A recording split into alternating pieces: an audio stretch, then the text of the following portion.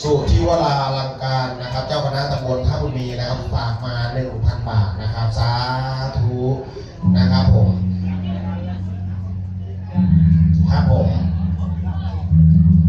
ครับผมพี่น้องจากกาฬสินธุ์มุกดาหารสกลนครครับกองนี้น่าจะไม่ต่ำกว่า 30,000 บาทครับสาธุครับเดี๋ยวพอย่อดีเดี๋ยวอ่านดู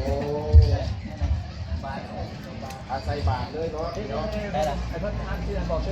ดี๋ยวบอกซื้อก่อนเด้อบาทนี้เดี๋ยวได้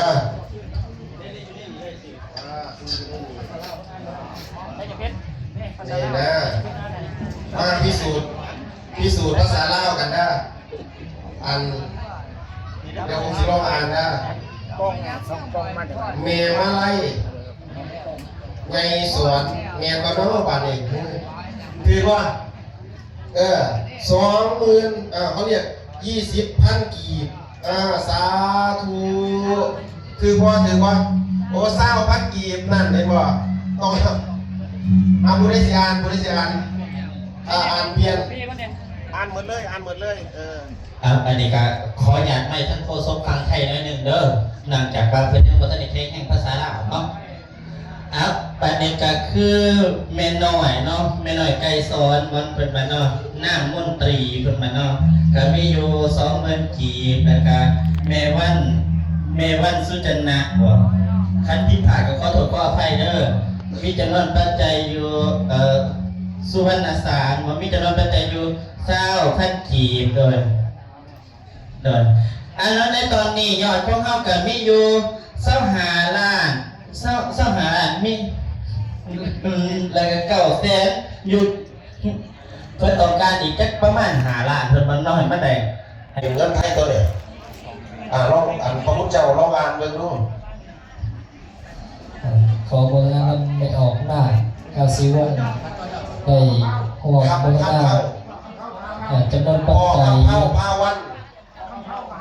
พ่อคำเผามหาวันกับเซล่ามหาวัน50,000 กีบแล้วก็1,000 บาทสาธุนะครับและแม่แก้ววรรณลีภูมิสวรรค์จำนวนปัจจัย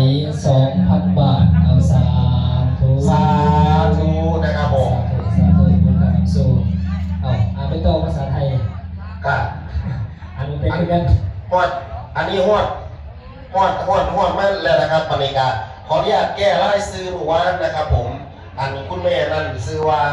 คุณแม่บงกฎลูกสมนะครับ800 บาทสาธุนะครับผมแล้วก็น้องมานะแม่บอกน้องชื่ออะไรนะน้องแม็กน้องแม็กกับน้องอ้อมนะครับมาจากไหนเดี๋ยวน้องแม็กกับน้องอ้อม1,000 บาทสาธุอันนี้ตอนรอบ2คุณพ่อสุพลชำนาญบึงแก40 บาท2 สาวสาแล้วครอบครัวสมเพชรบ้านสะพานเหนือตัวยอดอีก1 ล้าน กี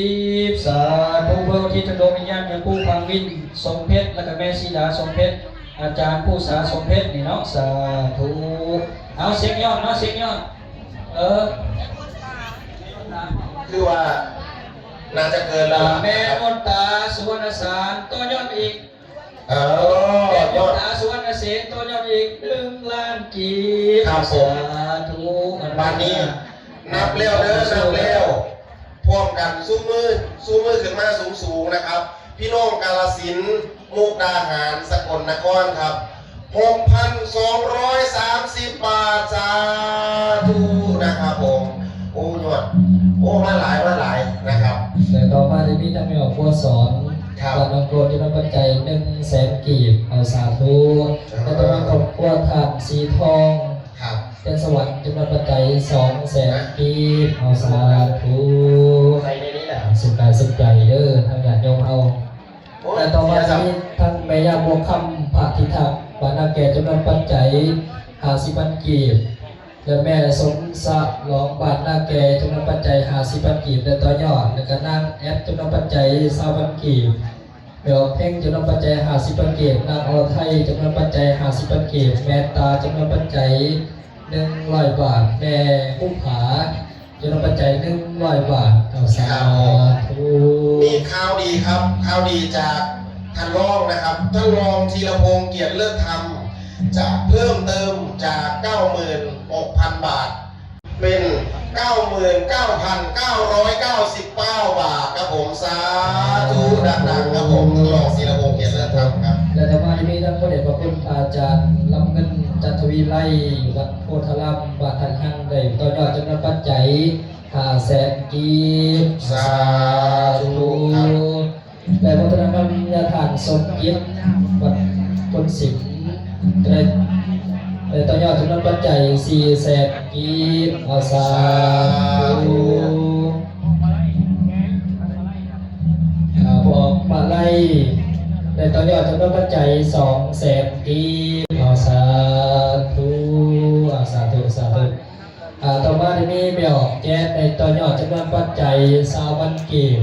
และเบลว่าจำนวนปัจจัยอยู่30,000 กีบเอาสาธุ ครับผมเมื่อวานนี้ขออนุญาตแก้ชื่อนะครับ คุณ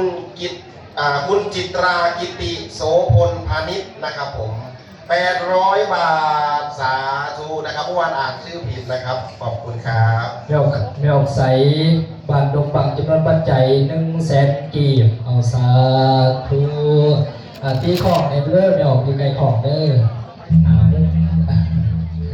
และต่อมาได้มีเมียวศูนย์ของครอบครัวในโมทนาจำนวนปัจจัย20,000 กีบเอาสาธุแม่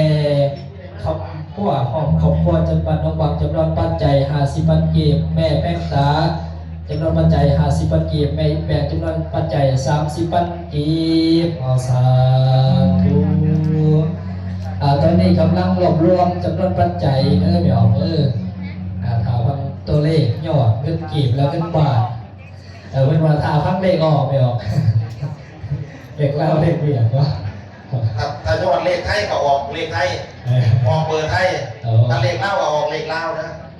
แต่ว่าตอนนี้กำลังรวบรวมจำนวนปัจจัยเอาต่อช่วยกันได้หน่อยเด้อแต่ต่อมาที่มีทั้งเจ้าภาพเจ้าสัทธาแม่ลำพรของครอบครัวจำนวนปัจจัย200,000 กีบสาธุสาธุบุญคำนำสู่และก็จะมีทั้งทานคิวคำหลักสู่ดินจำนวนปัจจัย50,000 กีบเอาสาธุและต่อมาที่มีบอกจ่อยเด้อจำนวนปัจจัย100,000 กีบเอาสาธุสาธุสาธุสุขกายสุขใจเจ้าภาพเจ้าสัทธาได้ร่วมรวบรวมจำนวนปัจจัยและต่อมาที่มีทั้งนางตาน้อยสุเสนของครอบครัวบ้านสนใจจำนวนปัจจัย300,000 กีบเอาสาธุนันติของครอบครัวจำนวนปัจจัย100,000 กีบเอาสาธุสาธุสาธุในเรื่องในการแสดงหลายตอนนี้กำลังทำคณะเจ้าภาพคณะกรรมการเบียกวิไลวอนบ้าน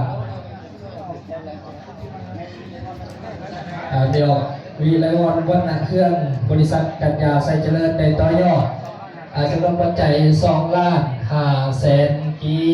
บเอาสาธุสาธุสาธุคุณกำลังสู้ตอนนี้กำลังรวมจำนวนปัจจัยเบียกคำมานี่วัดนาเครื่องจำนวนปัจจัย500,000 กีบสาธุสาธุสาธุเดี๋ยวต่อยอดเดี๋ยวตอนนี้กำลังรวมจำนวนปัจจัยว่าเงินกีบเงินบาทจะได้เท่าไหร่ถ้าฟังเลขต้องการเด้อเดี๋ยวพาคู่คนว่าเลขเวียดเลขเล่าตอนนี้เรารวมจำนวนปัจจัยได้ร่วมกันถวายพระกฐินสามัคคีในตอนยอดมอบกันสาธุโมทนาบุญกุศลในความถวายนำกันเป็นเจ้าภาพเจ้าศรัทธาในการสร้างบูรณะปฏิสังขรณ์สร้างศาลาห้องถ้ำเนี่ย